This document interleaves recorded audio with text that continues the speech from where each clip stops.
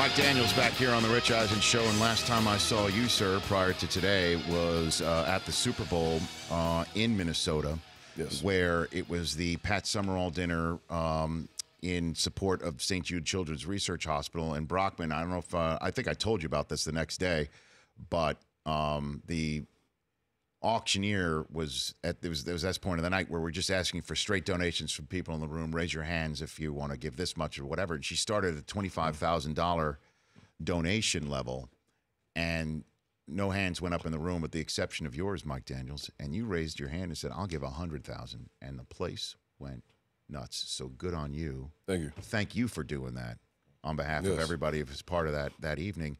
Did you know Tony Dungy? I mean, what was your relationship to the evening in a way? I've never met him, and obviously, growing up being a football fan, I knew of him and always had a lot of respect for him, as Pat Summerall and all you guys. And I wasn't familiar with St. Jude's at all. I didn't know that they didn't charge and they covered the fees for the families. I had no idea. When I said that, I said, I definitely. Well, how can I help? Mm-hmm. How can I help? When I did the math in my head, I said, well, this could cover this many days for this many families. And I said, okay, yeah. You just raised your hand. Done. And then, likewise, I also wanted to, that I've been to plenty of charity events, and I'm like, that's kind of that part of the night. Like, come on. So I'm like, okay, let's get this party started. And you did, because the donations started flowing right after that, and Dungy was really touched, and actually, I'll be honest, it made me just look up, like, wait a minute, I know he hasn't been in the league that long, and wait a minute, like, did he play for the Colts? Did he play for the Buccaneers? Or, like, how did you meet Tony, who was the honoree that night? So you were just in town and just got invited, and you said just you're in just show town, up? and we went and saw what St. Jude's all about, and I said, well, hey, it's for greater cause than this game. Mm. And now let's talk about your football camp that's coming up in a couple of Saturdays from now. Yes. The Mike Daniels second annual youth football camp. Where is this taking place, and what's it all about, Mike? So it's taking place at my in my hometown of Blackwood, New Jersey, at my high school, Highland Regional High School, and it's just all about giving back. And a lot of guys we hold camps, and it's wonderful. I love it. I got guys who I asked to do my camp again this year, and they're holding the camp the same day. So I'm glad we're all reaching back to community. But my motivation is a little different. I won scholarship. I was my only scholarship, and I got that scholarship the week before signing day.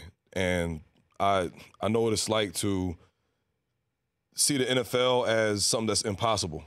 And I want to show the kids, like, it's possible, and bring a bunch of NFL players back home. And that's why I'm partnered with this 7-on-7 team, this NFL program called Next Level Greats, NLG, in South Jersey. And what they do is that they take kids from, the tri-state area, Pennsylvania, New Jersey, New York, Maryland, wherever, and they train them. And you have to see this. They train these kids. What do you mean? It's amazing. So they have quarterbacks coach, and he's sharpening these kids. One of his kids actually just signed to NC State, and they really train these guys up well. They do a lot of footwork training. They do a lot of stuff that I didn't learn until I got to Iowa and in the NFL, technique-wise on the field and as a player. So, and they're also the age group of 15-year-olds, I believe, is the #1 7-on-7 team in the nation.